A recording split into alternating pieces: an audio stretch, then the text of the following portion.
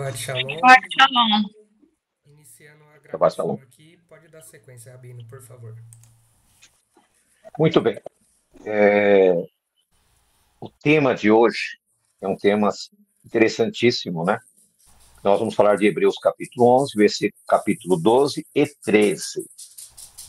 Mas para que a gente possa entender Hebreus 11, 12 e 13, nós temos que voltar no tempo.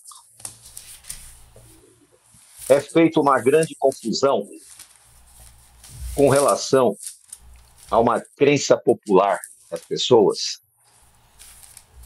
que acreditam que quando a pessoa morre, ela tem dois destinos. Ou ela vai para o céu, mas não especifica aonde é o céu e qual é esse céu, ou ela vai para o Sheol, ou para o inferno, ou para a sepultura, enfim. Porém, existe uma história muito mal contada, inclusive as inteligências artificiais aí, elas usam não a realidade, elas usam comentários de teólogos sobre esse tema. Então, ali, eu pesquisei em algumas, eu vi que todas estão equivocadas. Esse estudo, quando eu comecei a fazê-lo, o que aconteceu? Eu procurei esmiuçar para poder compreender. Em 2 Crônicas, capítulo 21, versículo 12 a 15, vou fazer a leitura, para que a gente possa depois chegar em Hebreus.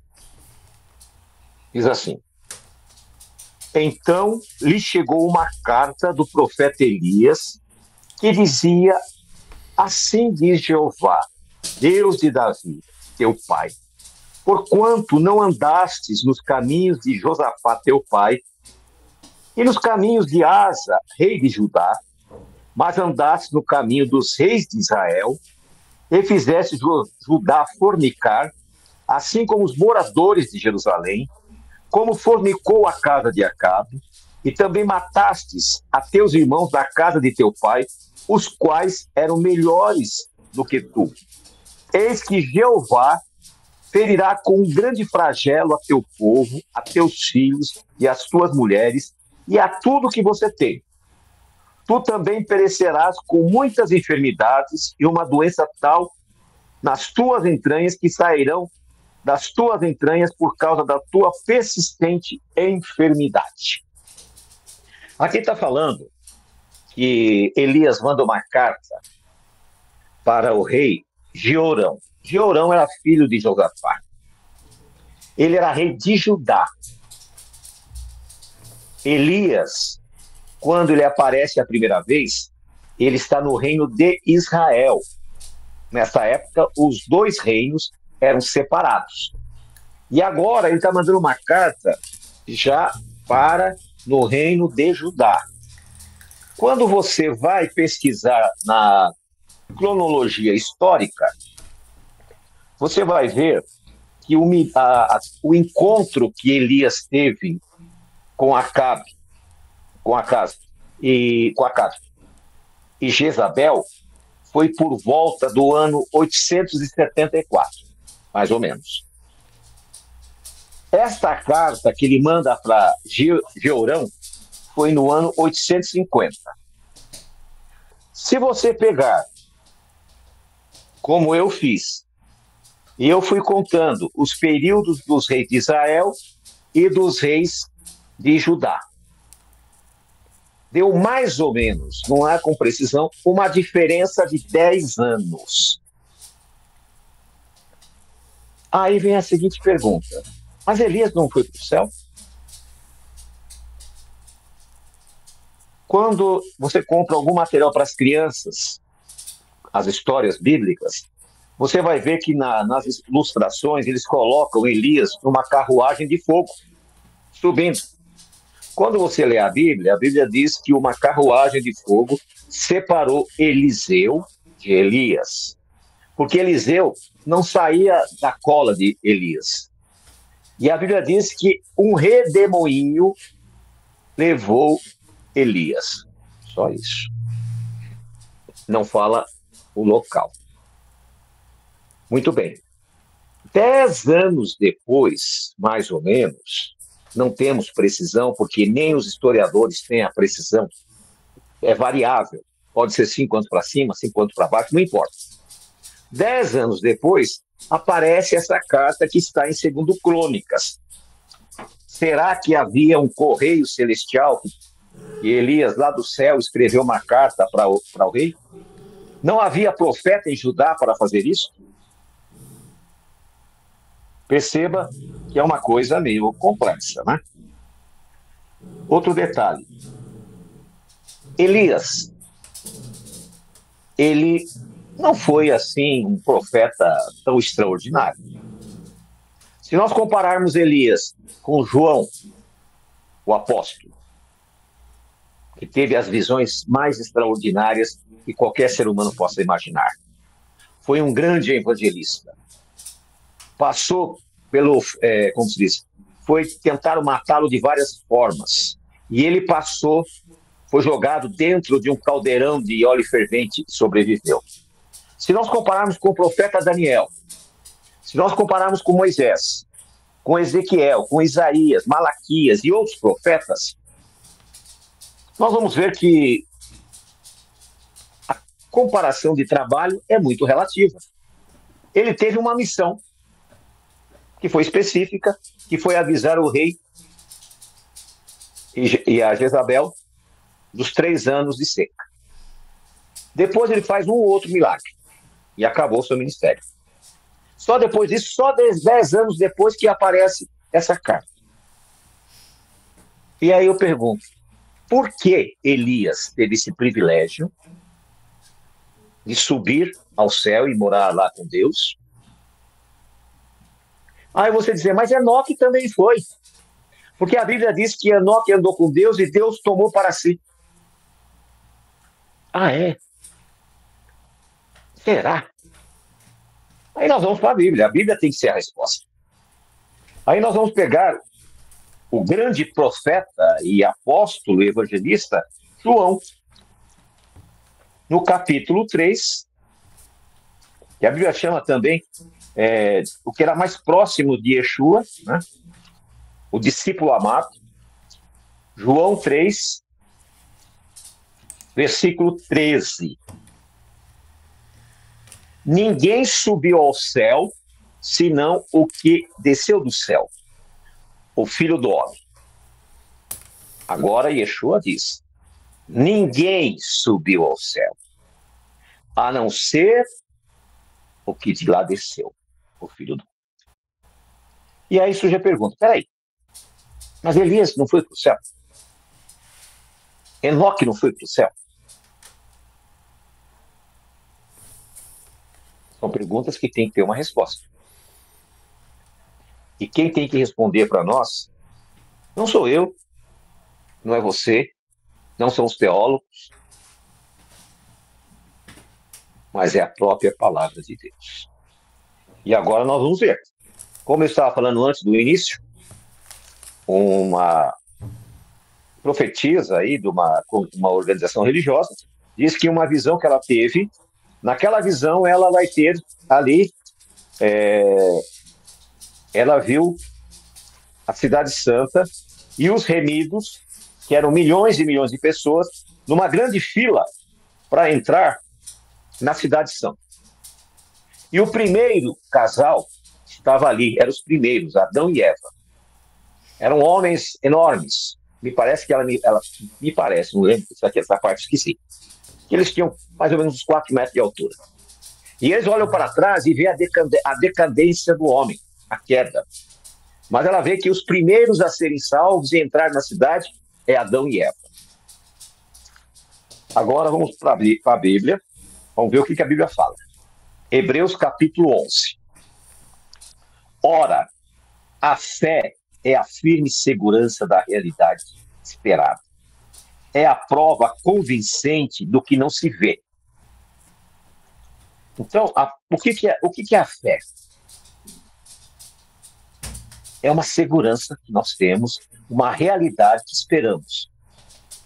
e é uma prova convincente daquilo que nós não vemos. A fé é muito semelhante ao ar. Nós sabemos que existe. Sabemos que sem ele nós não vamos sobreviver. Mas nós não sentimos ele, não percebemos, não conseguimos pegar na mão. E a fé é algo parecido com isso. Porque pela fé, os antigos alcançaram bom testemunho. Eles não foram para lugar nenhum. Bom testemunho. Pela fé, entendemos que o universo foi inteiramente organizado pela palavra de Deus, de modo que aquilo que se vê não foi feito das coisas visíveis. Então, há 2000 anos atrás, o autor de Hebreus, ele fala sobre a criação do universo, né? Que ele foi feito do nada, de algo que não se vê, de coisas invisíveis. Aí no versículo 4, né, começa a falar dos heróis da fé. O primeiro da lista, que foi o grande herói, que foi salvo, está aqui. Pela fé, Abel ofereceu a Deus um sacrifício mais excelente do que Caim. Ou seja, o gesto de levar uma oferta para Deus, as primícias, deu a ele a oportunidade de ser o primeiro ser humano a ser salvo. E a seu irmão Caim, a perdição. Pelo qual alcançou testemunho de que era justo, dando Deus testemunho sobre suas ofertas. E por ela, depois de morto, ainda fala. Ou seja, 6.000 anos depois, nós estamos falando do quê? Da oferta de Abel e de ser um homem justo. Percebam que uma coisa insignificante, que hoje é ignorado pela maioria das pessoas, para ele foi fundamental para ser salvo. Pela fé, Enoque foi transladado para não ver a morte. E não foi achado porque Deus o transladou. E antes da sua transladação, teve testemunho de haver agradado a Deus. Nós temos aqui o primeiro caso de arrebatamento. Como Elias foi arrebatado, nós temos esse primeiro caso que é Enoque. Aí você diz, tá vendo? Você falou que ninguém foi para o céu, mas aí, peraí. Vamos ver se realmente ele foi para o céu ou que tipo de translado que é esse. Continuando. Sem fé é impossível agradar a Deus, porque é necessário que aquele que se aproxima de Deus creia que ele existe e que é galardoador do que os buscam. Isso serve para todos vocês aqui. Com exceção de alguns que eu não conheço, não tenho me relacionado, a não ser nas reuniões aqui. Aqueles que mais eu tenho contato, olha Deus falando com você aí, meu irmão. Sem fé é impossível agradar a Deus. Quando demonstramos a nossa fraqueza de fé, nós desagradamos a Deus e as bênçãos são retidas. Aprenda essa lição. Muitas vezes nós queremos fazer do nosso jeito, do jeito de Caim. Não funciona. Abel fez do jeito certo. Você tem que ter fé. Fé é a esperança que vai acontecer. Do nada vai surgir alguma coisa. Isso que é fé. Pela fé, Noé, quando foi advertido por Deus sobre as coisas que ainda não se viam, ou seja, nunca havia acontecido um dilúvio, com reverência, preparou e por essa fé condenou o mundo e tornou-se herdeiro da justiça, que é segundo a fé. Com a atitude dele de obedecer a Deus para fazer um barco num lugar seco, numa situação que nunca havia acontecido, esse gesto dele condenou os demais. Por quê? Ele teve fé. E vai fazer um barco. Seja bem-vindo, Ed. E ele faz esse barco, e isso aí foi o motivo da condenação dos demais. Da mesma forma que hoje, se nós tivermos aqui entre nós um justo que cumpre Torá, conforme está escrito, que segue os princípios de Yeshua, aqueles outros que não seguem são condenados por causa desse. Porque se pelo menos um faz, por que os demais não fazem? É muito sério isso. Então reveja a maneira que você está lidando com a sua vida. Se você acha que de qualquer jeito você vai chegar a algum lugar, eu posso lhe garantir que não vai. As coisas aqui são muito sérias. A visão que Deus tem nos dado é uma coisa muito complexa, não é uma coisa tola. Ou nós nos tomamos um posicionamento diante de Deus de uma forma efetiva, como esses heróis da fé foram, ou eu tenho uma péssima notícia para vocês. Pesado nós seremos, e provavelmente achado em falta. Mas continuando.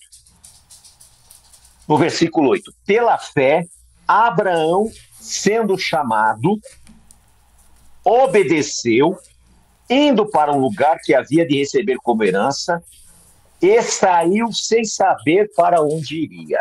Aqui é outro detalhe. Noé construiu um barco sem saber o que ia acontecer, num lugar que não tinha rio, não tinha mar. Abraão vai para um lugar que ele não fazia a mínima ideia. Agora pegar a família, pegar a esposa, pegar os sobrinhos, pegar os trabalhadores e se embrenhar num deserto sem saber para onde ia. É a mesma coisa que Deus tem feito conosco. Tem nos chamado para ir para um lugar que nós não fazemos a menor ideia. Nós não conseguimos conceber a menor situação, o que vai acontecer. Mas é para isso que nós somos chamados. Pela fé, habitou como estrangeiro na terra prometida, como em terra alheia, morando em tendas, com Isaque e Jacó, herdeiros da mesma promessa. Porque esperava a cidade que tem fundamento, cujo artífice e construtor é Deus. Mas naquela época, há 4.000 anos atrás, Abraão já tinha a esperança que nós temos. A terra prometida que ele estava aguardando não era a velha Canaã, é a nova Canaã, é a nova Jerusalém. Muitas vezes as pessoas pensam que a esperança dele era aquela terra desértica. Não, não era. O que a Bíblia fala é que a esperança dele é a nova Canaã, a nova terra, que deve ser a nossa esperança. Pela fé também, a mesma Sara, sendo estéril, recebeu poder para conceber e deu à luz mesmo fora da idade, porque teve por fiel quem lhe prometera. Ela acreditou em Yeshua quando ele prometeu que em 1 ano ela seria mãe. Aí vem a pergunta, 1 ano? Não é 9 meses? Deus se antecipou, 3 meses antes, daqui 1 ano, eu vou voltar e você vai estar com o bebê no colo. Tá? Pelo que também deu este já amortecido, quando isso descendeu uma multidão como estrelas do céu, e tão inumerável como as areias que está na beira do mar. Aí talvez você possa dizer, mas como assim? Os judeus hoje é menos de 1% da humanidade. Os judeus. Mas os israelitas são milhões e milhões. Há uma estimativa que só no Brasil são mais de 100 milhões de descendentes de Abraão. Então, a quantidade é gigantesca. E veio de um homem e uma mulher velha, estéril, mas ela confiou na promessa. E ela recebeu a dádiva de ser uma mãe de multidões. Conforme a fé, agora que vem o interessante, versículo 13. Presta bem atenção. Quem estiver prestando atenção, olha aqui.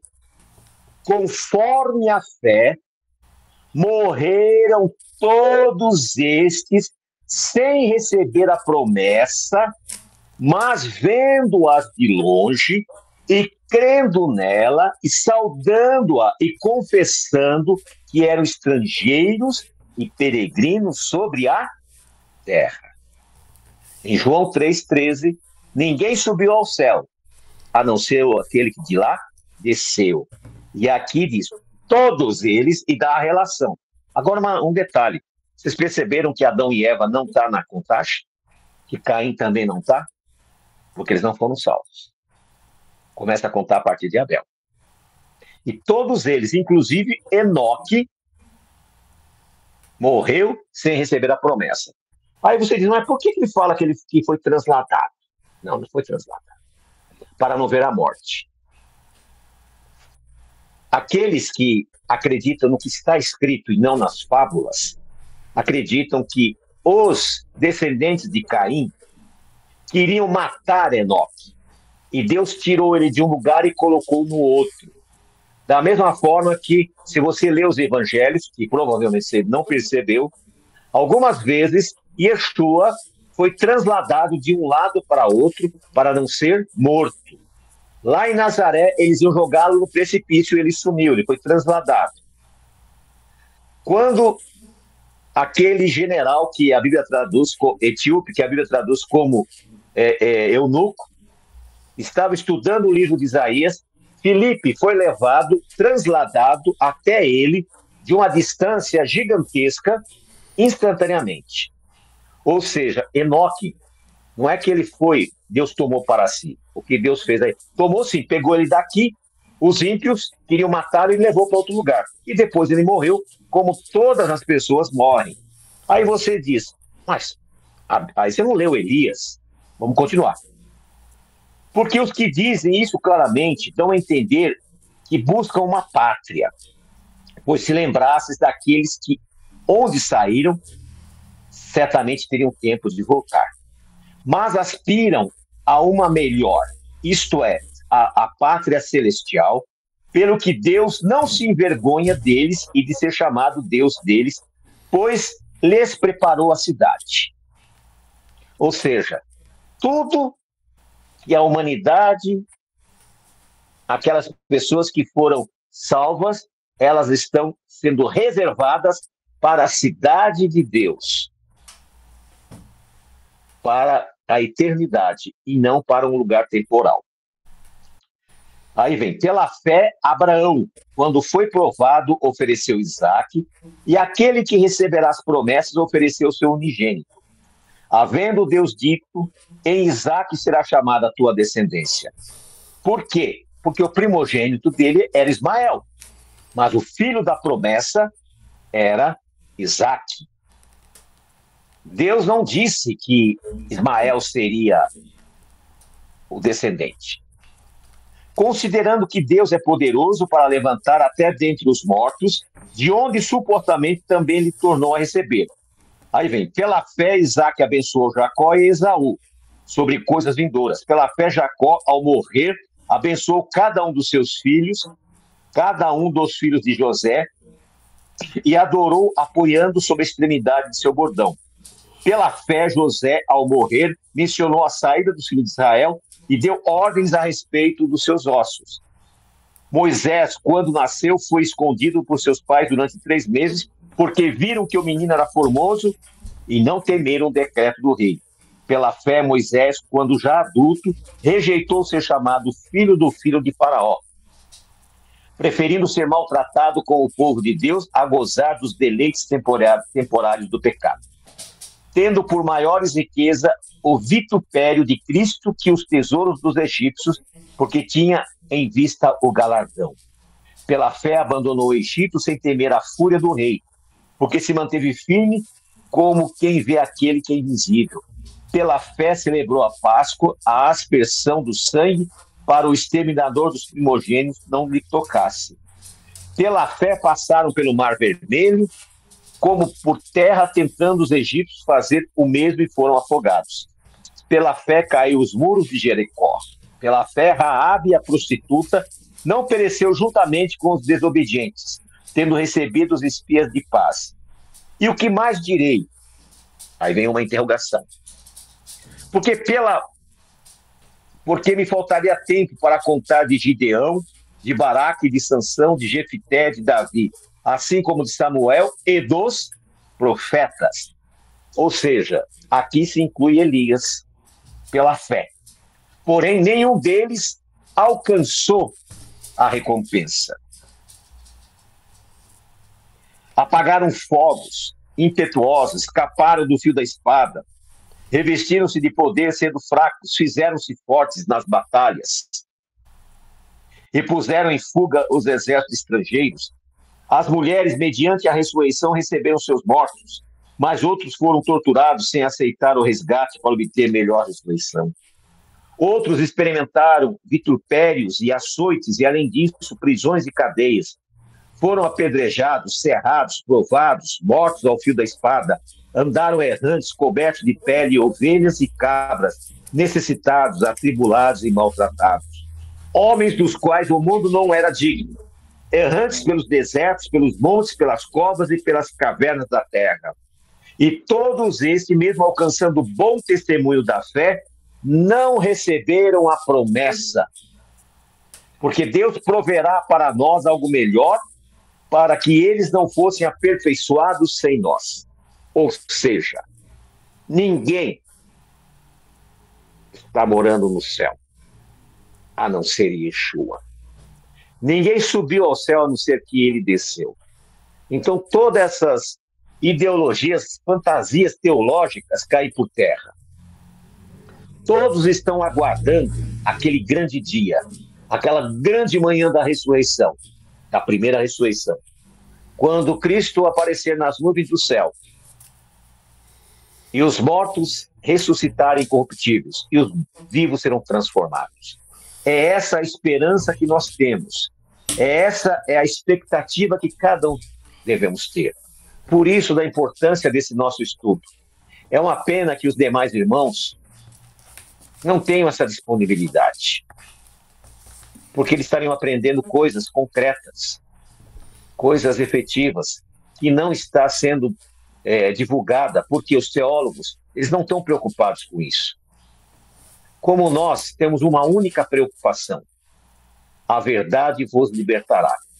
Nós queremos libertar vocês dos dogmas, das crendices, e mostrar para você que a resposta não veio para a sua inquietude ainda pela falta de fé. Mas nós sabemos que muitos dos nossos irmãos têm sido despertados, e das nossas irmãs também. Muitas das nossas irmãs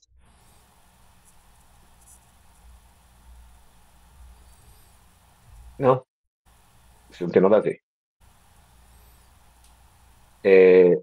Com relação a onde as almas estão, a Bíblia é clara. O corpo volta para a terra, o pó. E o fôlego de vida volta a Deus que o deu. Na ressurreição,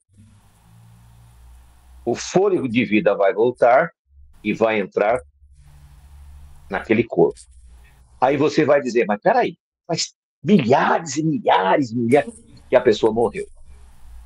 Existe uma história judaica que diz que nós temos no nosso organismo, na nossa medula, uma molécula chamada luz. Essa molécula traz toda a nossa história, toda a nossa vida, toda a nossa característica, como o DNA. Hoje se descobriu o DNA. Essa história judaica já é uma história milenar. Eles nem sabiam que existia DNA. E eles acreditam, e eu também creio, que quando nós morremos, o nosso corpo vira pó. Essa moléculazinha, ela fica ali. Quando na ressurreição, o nosso espírito vai direto para esta molécula e ela vai se desenvolver e trazer nós de novo. Eu, quando ressuscitar, se eu passar pela morte, que eu não sei, ninguém sabe, Eu vou voltar com as minhas características. Não adianta eu querer voltar com a cara do Brad Pitt, o do George Clooney. Não adianta, eu tenho que ser eu. Você tem que ser você. As pessoas que você ama têm que ser elas. E essa informação está ali. Então, crer que existe um local, que existe almas que estão ali, um depósito de almas, isso é fantasia. Porque a Bíblia diz que no abrir e fechar de olhos, tudo volta à existência. Nós temos pessoas de várias idades aqui. Aí a pessoa que tem 40 anos fala, nossa, eu tô com 40 anos. Parece que nem passou. Quem tem 60 diz, nossa, tô com 60, parece que foi ontem. Quem tá com 70 fala, poxa vida, já tô com 70 e parece que foi ontem. Por quê? O tempo é relativo. A gente não tem essa, sabe, aquela carga de tempo. A mesma questão é das pessoas que morreram há 5.000 anos e as pessoas que morreram há 5 segundos. Não existe relação de tempo. Então elas vão ser ressuscitadas e vão retornar à vida. Aí você, mas será? Ué, Deus não fez o homem do pó da terra? E não soprou nas suas narinas o fôlego de vida? E ele se tornou-se uma alma vivente? O que chama-se alma? É quando o corpo carnal tem o Espírito de Deus. O fôlego de Deus que nos dá. Aí você torna-se uma alma vivente. Quando esse fôlego de vida sai, a alma se dissipa. A matéria volta a ser pó. E esse espírito volta a Deus. E ele tem uma marquinha lá. E essa marquinha vai encontrar aquela molécula que eu falei que chama luz. E vai entrar em você. Isso eu estou falando da visão judaica. Mas não posso dizer que isso é real. Mas é o que eu imagino que seja mais lógico do que achar que existe um depósito de almas em algum lugar aí, não sei aonde.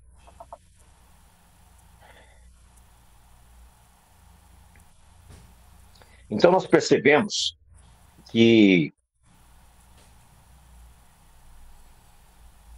nós temos que ter uma compreensão efetiva da verdade. Eu pensei que eu ia conseguir fazer o capítulo 12 e 13, não vou conseguir por causa do horário, eu quero deixar um pouquinho para que os irmãos possam comentar. Então, a Bíblia nos mostra, quem chegou depois, assista o vídeo, ou ouça, né, o vídeo, que ali eu explico claramente que a história de Elias, a história de Enoque, aquelas fantasias do livro de Enoque, não sei o quê, nada daquilo é real. Tá? Ninguém subiu ao céu. A não ser, ou seja, ninguém recebeu o prêmio que lhe é devido. Somente na manhã da ressurreição. Eu agradeço aos irmãos que participaram, peço ao irmão Danilo que encerre o vídeo, e aí vamos conversar um pouquinho, se os irmãos quiserem fazer alguma pergunta, para que a gente possa esclarecer, mas já fora do vídeo. Por favor, irmão Danilo.